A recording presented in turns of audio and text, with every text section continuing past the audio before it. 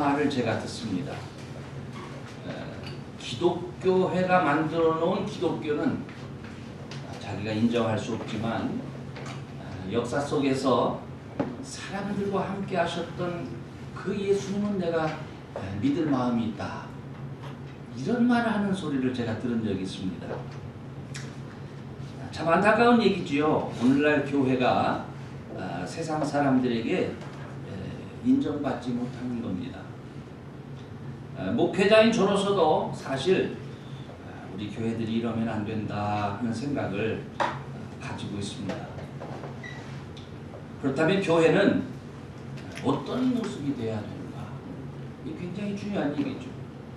그래서 우리가 신약 성경 안에서 이미 베드로가 생각하는 교회의 모습, 또 바울이 생각했던 교회의 모습, 또 요한이 생각했던 교회의 모습, 또 마태가 생각했던 교회의 모습, 또 마가가 생각했던 교회의 모습들을 우리가 좀 살펴보았습니다.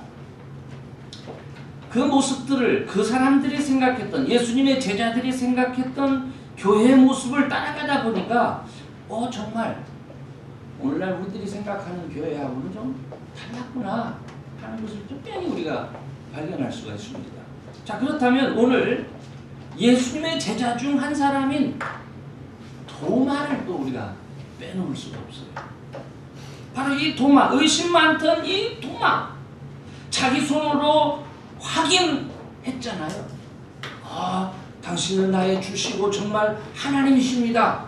난 그때부터는 도마가 굉장히 예수님 따라다닐 줄 알았는데, 베드로가 나중에 나는 고기나 잡으러 가야 되겠다 할 때 그 자리에 같이 갔습니다. 굉장히 좀 이상하죠? 예수님 믿기가 그렇게 어렵다는 거죠. 정말 믿음의 사람이 되기 힘든 사람이었습니다. 그런데 그가 인도에까지 가서 복음을 전하다가 순교를 했다는 거예요. 도마가 인도에 가서 복음 전했다는 것은 이건 전설로만 내려오는 얘기가 아닙니다. 사도행전 2장 성령 강림 이후부터 시작된 이 복음 증거가요, 325년의 교회 역사 속에 니케아 종교회의라는 게 있었죠. 근데 그 종교회의 속에 참여하는 사람들이 있는데 로마 제국의 영토 바깥에서도 교회가 있었다는 거예요.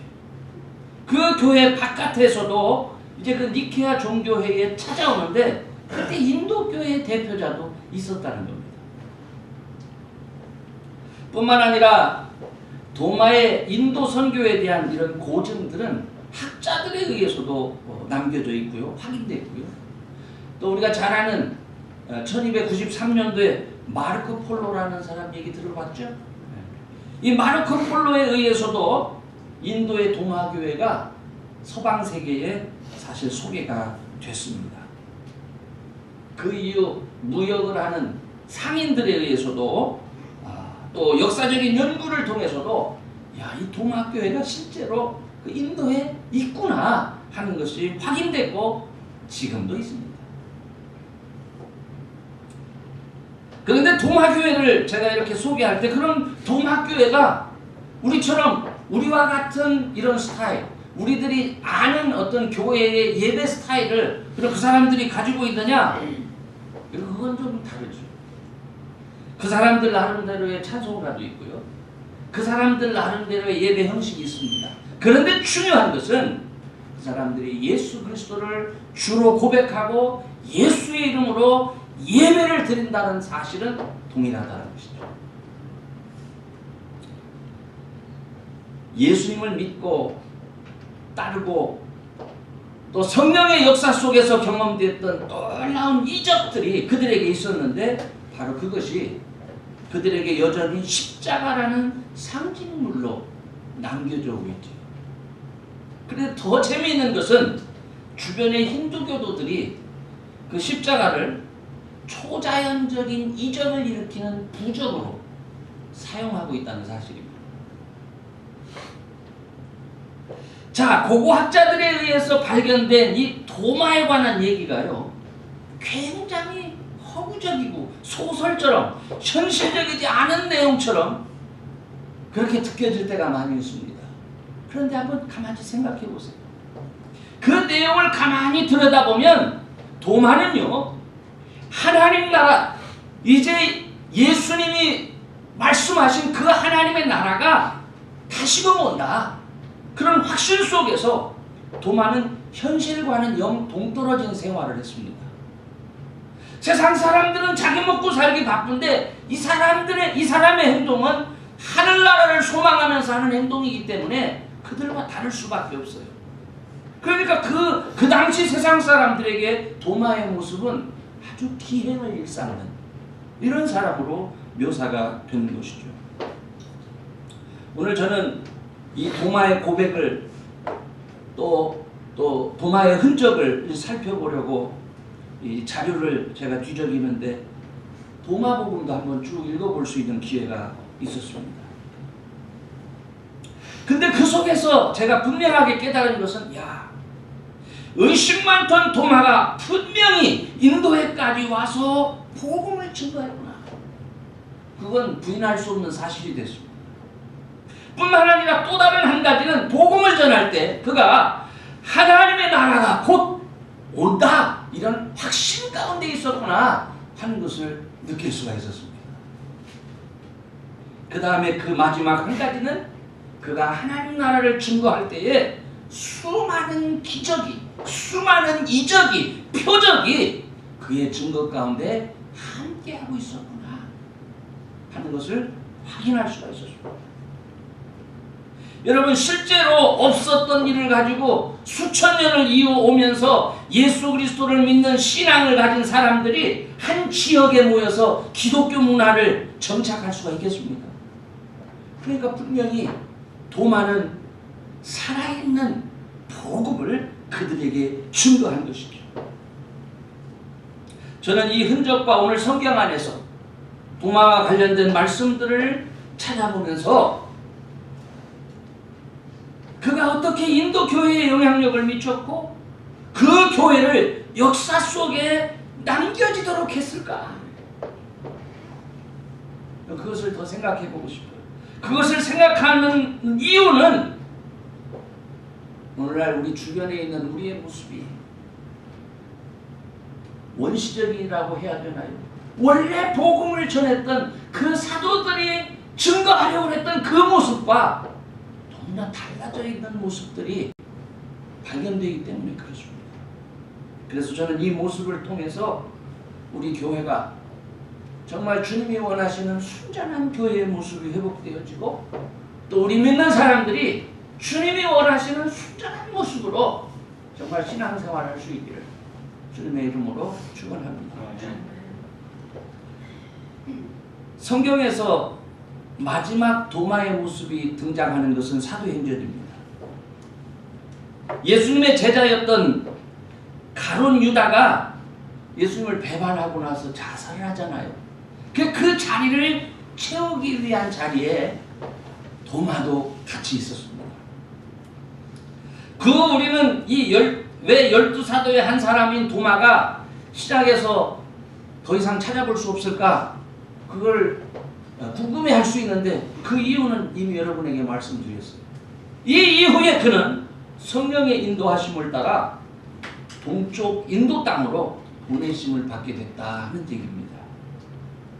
근데 우리가 여기서요, 그가 분명히 인도 땅으로 간 것이 분명하구나. 그럼 왜 갔을까? 왜 갔을까? 여기서요, 초대교회 당시에 12사도들에게 있어서 가장 중요한 일이 무엇일까를 생각해 볼 수 있어요. 남겨진 12사도에게 제일 중요한 것은 이제 우리가 교회를 어떻게 구성을 할까? 뭐 이런 게 중요했겠습니까? 아니죠. 가룟 유다를 대신할 사도 한 사람을 채우는 과정에서 이 초대교회에서 가장 중요하게 생각한 일이 여기에 기록이 되어 있습니다. 초대교회에서 가장 중요할 일은 뭐냐면 사도행전 1장 21절에서 22절에 기록됐는데, 요한의 침례로부터 우리 가운데서 올리워 가신 날까지 주 예수께서 우리 가운데 출입하실 때에 항상 우리와 함께 다니던 사람 중에 하나를 세워서 우리와 더불어 예수의 부활하심을 증거할 사람이 되게 하여야 하리라. 이게 무슨 말입니까? 요한의 침례로부터 예수님께서 요한에게 침례를 받으시죠. 그 다음에 우리 가운데서 올리워 가신 날까지, 승천하신 날까지 같이 있다가 같이 있었던 우리 그 제자들, 사도들 중에서 다른 한 사람, 가룟 유다를 대신할 다른 한 사람을 세워서 이 사실을 증거할 사람 하나를 세우자. 저는 여기서요, 야, 우리가 참 엄청나게 뭔가 잘못되어 있구나 하는 사실을 깨닫습니다.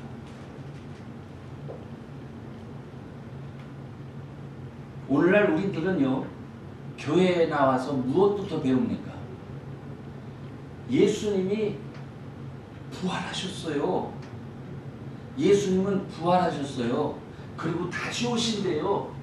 여러분, 이거부터 배우셨습니까? 성경은요, 있는 사실을 먼저 말합니다.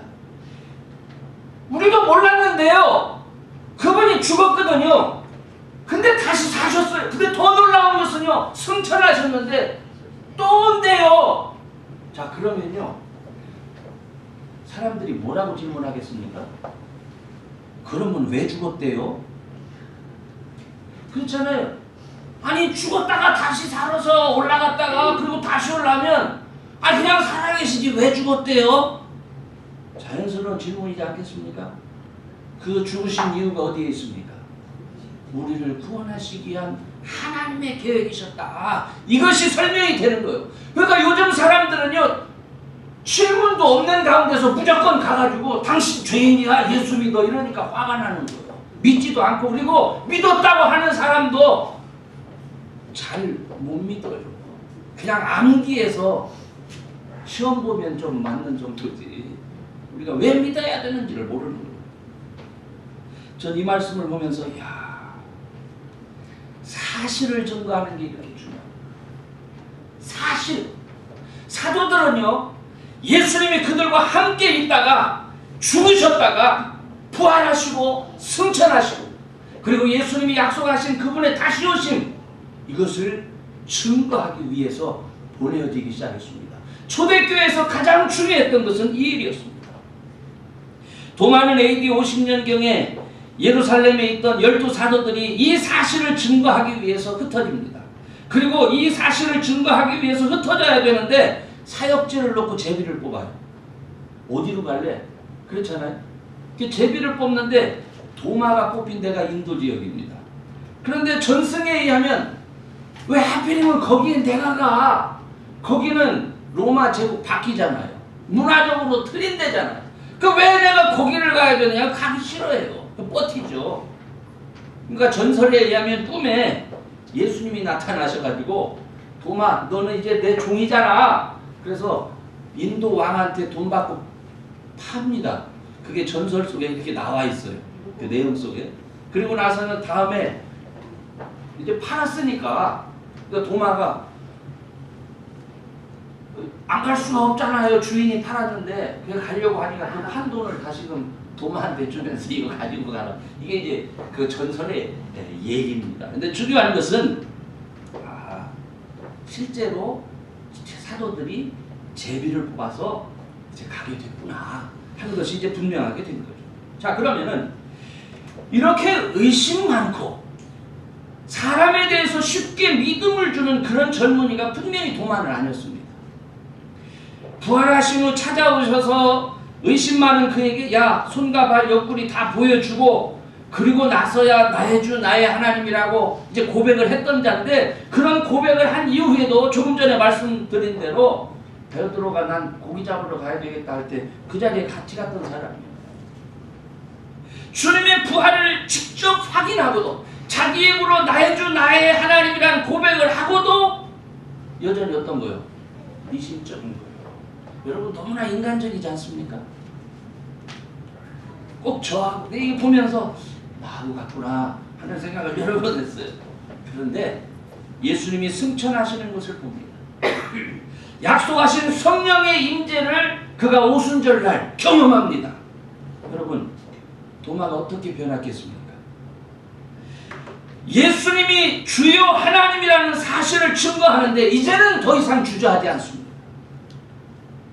사람이기 때문에 조금 더 좋은데 갈 수 없을까? 왜 하필이면 인도야? 이렇게 할 수는 있지만, 그러나 주는 메시아요, 믿는 자들의 주라는 사실을 확신 있게 증거하는 데에는 변할 수가 없습니다. 우리는 여기서 오늘날 예수님을 믿는다고 하면서 우리들이 왜 이렇게 확신에 찬 증거를 할 수 없었을까 하는 생각을 해볼 필요가 있습니다. 왜 그들과 우리는 그렇게도 차이가 나는가? 그렇잖아요. 왜 그렇습니까?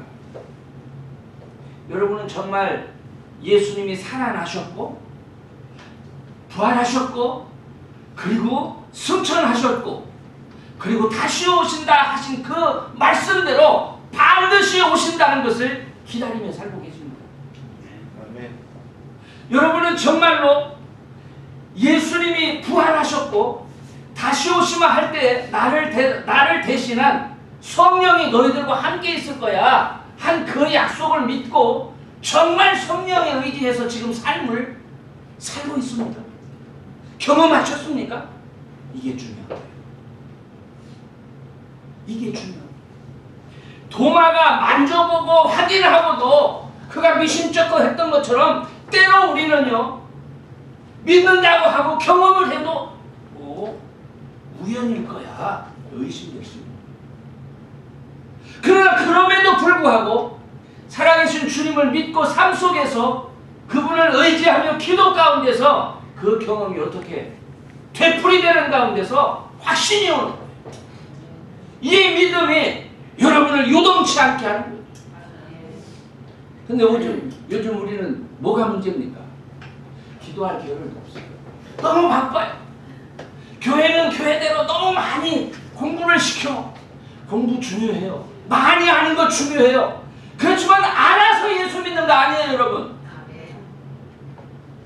도마는 확인까지 했다니까요. 확인까지 하고 나의 주, 나의 하나님이십니다까지 했던 사람인데 어디 갔다고요? 고기 잡으러 갔다. 근데 우리는 확인해본 경험도 없어. 기도해서 성령의 인도하신 가운데 응답받는 일도 이따금씩 1년에 한 번 혹은 3년에 한 번 혹은 5년에 한 번 이렇게 해. 그러면 그게 믿어지겠습니까? 만약에 그렇게 하면서 믿어진다고 저한테 말하면 그게 거짓말쟁이죠. 안 믿어져요.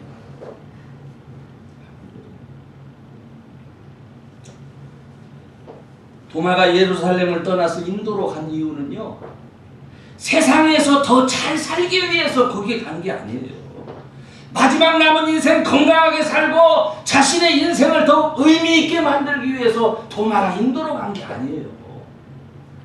그가 인도로 가서 하고자 한 것은 자신의 인생을 위한 것이 아니라 인도에 있는 많은 영혼들에게 하나님의 나라가 곧 도래할 것이고 세상 사람들을 구원하기 위해서 오신 예수님을 구주로 믿고 그 나라의 백성으로 이 땅에서 너희들이 살다가 하나님 나라에 들어갈 수 있도록 준비해야 된다 하는 이걸 가르치기 위해서 도마가 인도가 간 거예요. 그렇지 않습니까? 오늘날 교회가 이쪽 지역에 왜 필요합니까? 여러분 예수 믿고 세상에서 잘 사셔야 됩니다. 이것 때문에 우리 주변에 교회가 있어야 됩니까? 아니잖아요. 여러분 생각해 보세요. 만약에 도마가 지금 여기 왔어요. 그럼 왜 여기 오겠습니까? 여러분 이게 끝이 아니야. 정신 차려야 돼.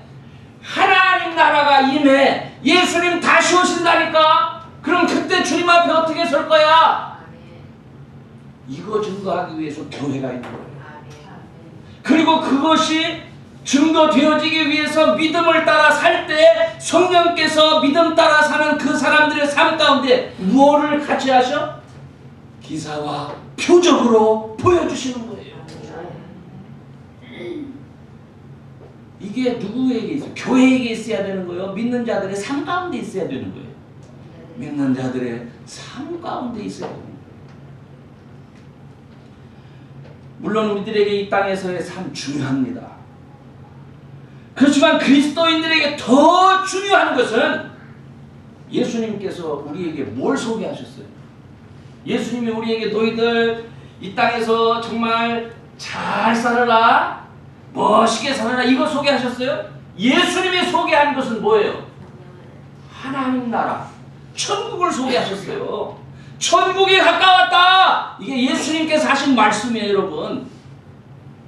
그런데 예수 믿는 우리는 뭐 생각합니까? 천국은 온데간데 없이 어떻게 하면 이 세상에서 내가 잘 살지? 거기에 초점이 맞춰져 있잖아요. 하나님 나라의 사람으로 이 땅을 사는 것이 중요하다는 것은 분명히 하지요. 그런데 이 땅에서 생명을 부지하고 잘 살기 위해서 포기하고 타협하는 것이 아니라 오히려 생명을 걸고 하나님 나라의 시민으로 예수님의 말씀을 따라 살고 세상에서 으뜸되기 위해서 사는 사람이 아니라 또 사람을 다스리고 부리는 자가 되기 위해서 사는 것이 아니라 사랑하며 섬기며 자신의 육적인 생명을 버리고서라도 하나님 나라의 사람답게 살기 위해서 이 땅을 사는 거예요. 두 번째로 의심 많고 게으른 이 도마의 이 선교 속에서는요, 인도 사역 속에는 너무나 신화적인 얘기가 많아요. 그의 사역이 신화처럼 남겨졌다는 얘기는 무엇을 의미합니까? 성령의 역사가 엄청났다는 거예요. 성령의 역사가. 도마의 무덤이 파헤칩니다. 왜? 그 뼈를 갖다가 대기만 해도 병이 낫는다는 거예요. 무덤 주변에 붉은 흙들이 있었는데요. 실제로 도마 무덤 주변에 붉은 흙들을 사람들이 다 파가는 거예요. 그게 왜 그러냐 그랬더니 열병 퇴치의 효력이 있다는 거예요. 그건 실제로 파가는 거예요. 그리고 도마 얘기 중에는 왕궁을 짓는다고 하면서 왕궁을 짓는 기술자로 인도에 들어가거든요. 도마가 하도 안 간다고 하니까 인도에서 온 사람이 데리고 들어가는데, 그래서 왕에게 소개되는데 왕궁 짓는 기술자니까 너 질 수 있겠느냐? 질 수 있겠다. 그래서 그 왕이, 인도의 그 당시 왕이 돈을 잔뜩 주는 거예요. 근데 도마가 그 돈을 갖다가 왕궁을 지어야 되는데 바깥에 나가서 가난한 사람들 나눠주고 병자들 나눠주고 하는 거예요. 그 주변에서 사람들이 뭐라 가지고, 아니 저 왕궁 짓는다고 하고 헛짓하고 다닌다, 왕에게 자꾸 보고를 하니까 왕이 그럴 리가 없다. 그리고 실제로 이제 왕이 사람을 보내서 도마에게 내가 짓고 있다고. 그 나중에 알고 보니까 하늘나라에 짓고 있다는 거야. 하늘나라에. 이 왕이 얼마나 화가 나겠습니까? 그래서 그 도마를 잡아가지고 죽이려고 옥에 가뒀는데 그 전날 밤에 왕의 동생이 아파서 죽기 일보 직전인데 이 사람이 꿈을 꿔요.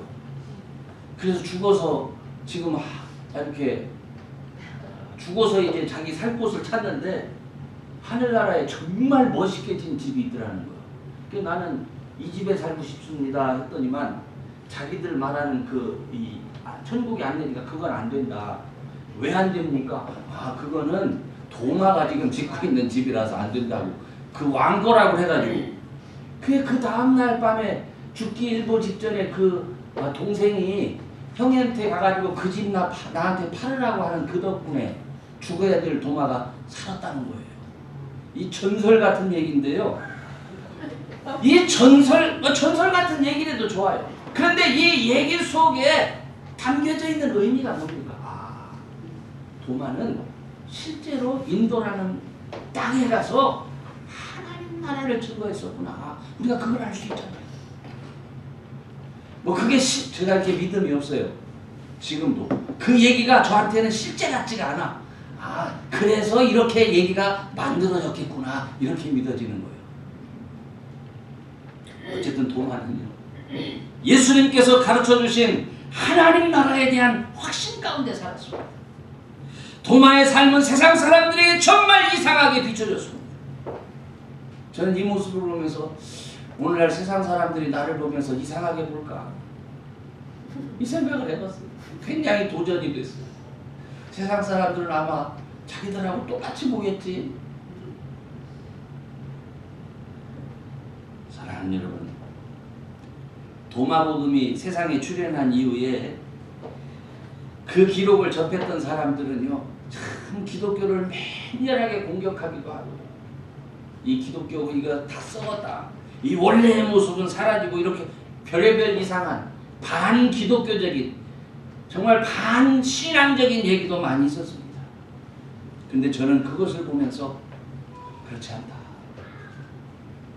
그 시대의 문화적인 영향 속에서 각색된 부분도 분명히 있었고, 복음서를 능가하는 진정한 가르침이라고 주장하기에는 분명히 무리가 있다.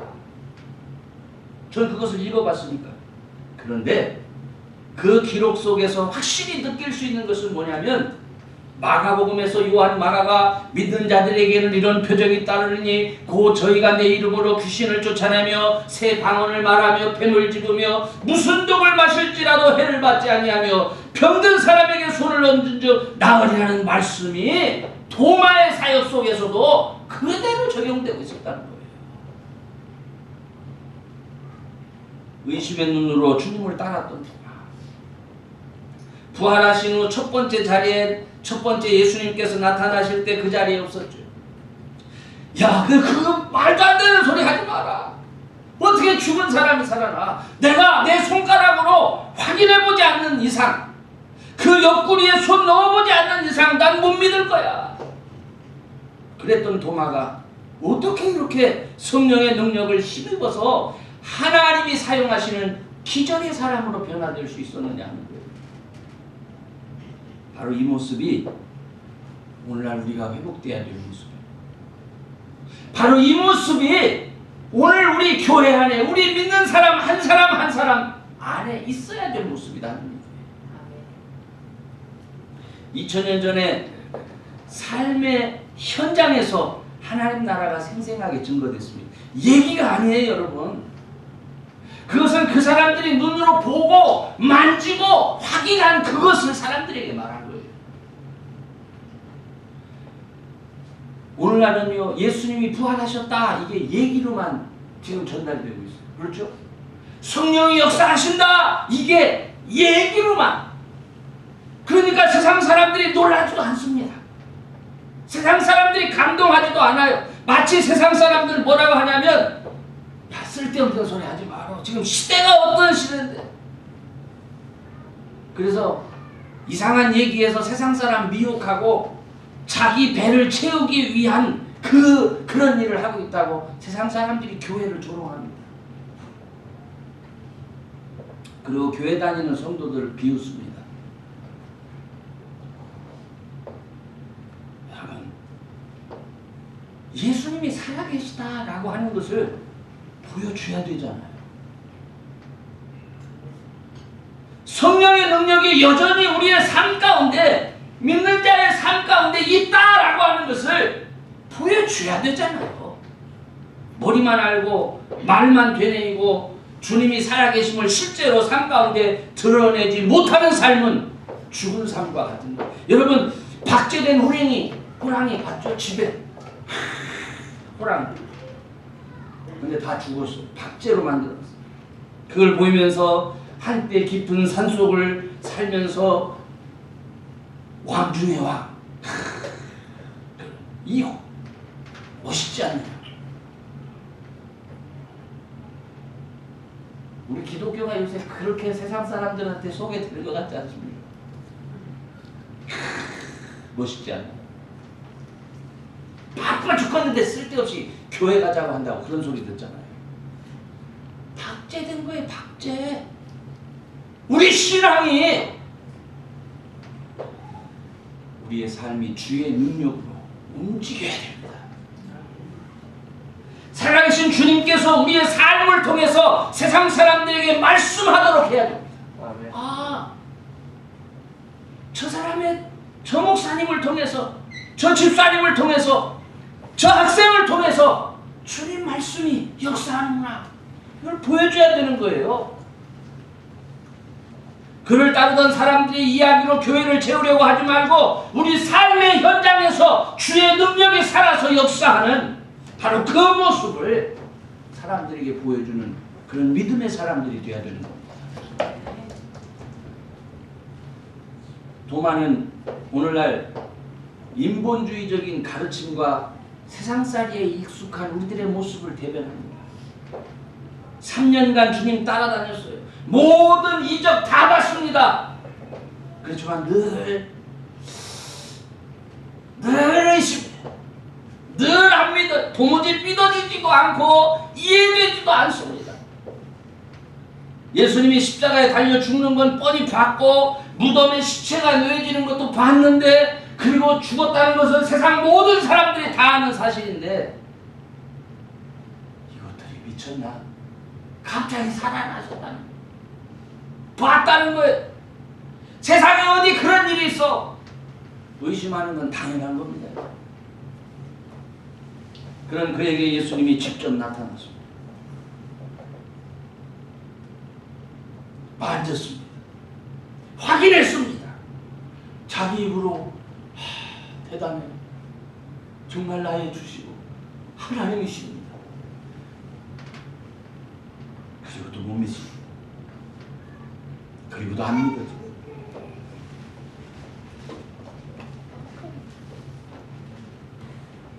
예수님이 부활의 이슈 성경에 보면 사도행전 1장 3절 8절을 자세하게 보세요. 친히 사심을 나타내 보여주셨고 친히 사심을 나타내 보여주셨고 40일 동안 저희에게 보이시며 하나님 나라의 일을 말씀하십니다. 그리고 성령으로 침례를 받게 될 것을 말씀하시고 아버지의 약속하신 성령을 받고 당신의 증인이 될 것을 부탁하시고 승천하십니다. 이때까지도 도마는 안 했을 거예요. 못 믿었을 거예요. 그런데 도마가 드디어 변합니다. 의심 많던 도마가 드디어 변했습니다. 예수님이 승천하시고 10일 정도가 지났을 때 마가의 다락방에서 오순절날 성령의 임재를 경험한 거예요. 그리고 도마가 변한 겁니다. 저는 의심 많던 도마가 변화하는 과정을 성경을 통해서 쭉 추적하면서 우리는 도마의 변화가 인간적인 사람의 변화는 내가 이해하고 내가 결단해서 되는 게 아니에요. 여러분 예수님 잘 믿고 싶죠? 여러분 성경 많이 알고 싶죠? 그래서 그거 많이 알고 이해하고 이제부터 내가 예수님 잘 믿어야지 이렇게 결단하면 정말 좋은 교인 될 것 같으죠? 아닙니다. 도마는 이해하고 확인하고 결단했습니다. 주말 아니잖아요. 그럼 어떻게 해야 우리가 변화될 수 있습니까? 예수님의 명령에 순종하는 기도가 도마에게 있었습니다. 그 순종하는 기도 속에서 우리 주님이 약속하신 무가 성령으로 그에게 응답하심이 있었습니다. 이때 생각나죠? 마가가 했던 얘기가 생각나죠? 이런 일이 어떻게 기도 외에는 이런 그렇습니다. 사람의 변화는 기도 외에는 없습니다. 그 기도가 살아계신 성령의 임재를 경험하지 않는 이상, 성령이 그의 삶을 변화시켜 주시지 않는 이상, 성령이 그의 삶을 붙들어 주지 않는 이상 사람은 변하지 않습니다. 말씀을 많이 한다고 변화한다고요? 설교를 잘해서 변화한다고요? 교회 생활을 잘해서 변화한다고요? 참말의 말씀입니다. 만지고 확인해도 안 변한다니까요? 기대하지 마세요. 사람을 전도해.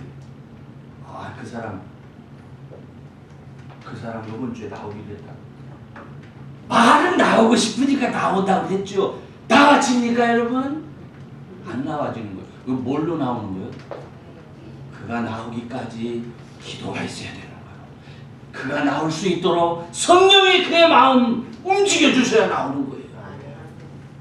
그냥 말로 이해해서 여러분, 여러분들이 이 자리에 있기까지 그냥 여러분이 막 나오고 싶어서 나온 것 같은지요? 그렇지 않습니다. 여러분을 위한 기도가 있었다는 것. 그리고 여러분 뒤에 성령의 역사가 여전히 있다는 것을 말씀하고 있는 겁니다. 저와 여러분들이 삶의 변화를 소망한다면 여러분이 무엇 해야 된다고요? 여러분의 삶을 먼저 분석합니다. 내 삶은 왜 이래? 내가 방향 수정을 해야 되겠어. 내가 삶을 개선하기 위한 방법을 찾아봐야 되겠어. 뭔가 개선하기 위해서 노력이 필요해. 아무 소용없어요. 여태껏 살아봤잖아요. 먼저 우리 삶의 주인 되시는 예수님 믿고 그분의 이름을 힘입어 하나님 앞에 기도하는 것. 주님이 함께 하시고 주님이 역사하시면 바로 그때 변화가 시작되는 겁니다. 기도는 삶의 주관자가 되시는 하나님의 역사를 구하는 것이고 하나님의 역사하심이 인간의 삶의 성령 충만으로 응답되어질 때 우리는 우리의 삶을 지키고 세우시고 새롭게 하시는 역사를 경험할 수 있는 거예요. 바로 그 경험이 여러분이 세상에 나가서 증거할 자료가 되는 거예요. 쓸데없이 너는 죄인이야 이런 밥 잘 먹고 갑자기 죄인이야 소리 들어보세요. 기분 나쁘지. 뭐가 뭔지도 모르는데 그렇잖아요. 나에게 함께 하신 증거, 내가 경험한 증거, 내가 본 증거. 그러면 내가 어떻게 해야 되지? 그때 말해주는 거예요. 그거는 덮어놓고 죄인이다가 먼저 나가는 게 아니라. 결론적으로 말씀을 드릴게요. 도마의 발자취를 출현을 보면서 우리는 모든 사도들이 예수께서 가르쳐 주신 하나님의 나라를 증거하셨다는 것을 발견합니다. 그리고 그 나라에 들어가기 위해서 그럼 우리는 어떻게 해야 되냐고 말할 때에 우리들의 죄를 위해서 예수님이 십자가에 달려 죽어가셨고 부활하셨기에 그분이 구주이심을 믿고 그 다음에 예수님께서 가르쳐 주신 말씀을 따라 다시 오심을 기다리면서 우리가 다시 오심을 소망하면서 살아야 된다. 바로 이것이 우리 교회가 우리 믿는 자들이 갖고 증거해야 될 제목이라는 겁니다. 교회는 그들의 증거와 가르침을 따라 살겠다고 결심한 사람들이 자연스럽게 모이는 곳이에요. 우리가 그곳에 가야 함께 기도할 수 있어. 우리가 그곳에 가야 생생한 하나님의 역사를 경험할 수 있어. 우리가 그곳에 가야 합력해서 기도하는 역사를 경험할 수 있어. 이걸 경험한 사람들이 가는 게 그게 교회예요, 여러분. 아, 그곳에 가면 멋있어. 아무 의미가 없어요. 그곳에 가면 교육시설이 잘 돼 있어. 아무 의미가 없다니까요. 교회는 1차적으로 예수 믿고 이 땅에서 하나님 나라에 대한 확신을 가지고 하나님의 나라 사람답게 구별되게 사는 사람들이 주님 기다리면서 모여있는 곳입니다. 저는 저와 여러분이 이런 믿음의 주인공들이 꼭 될 수 있기를 주의 이름으로 축원합니다. 의심 많던 도마의 모습, 의욕에 찬 눈빛으로 보던 그 모든 모습들을 버리고 이제는 확신과 결의에 차서 내가 경험한 것을 정말 내가 말하지 않고는 견딜 수가 없다. 내가 이런 어려움에 있었거든. 내가 자매님하고 똑같은 상황이었거든. 내가 형제와 똑같은 상황이었거든. 근데 나에게 이런 일이 있었어. 이렇게 말해줄 수 있는 분들이 되시기를 바랍니다. 날마다 기도에 힘쓰고 성령의 인도하심을 경험하면서 감사와 찬미의 예배를 드리는 그런 교회 될 수 있기를 주의 이름으로 축원합니다. 기도합시다.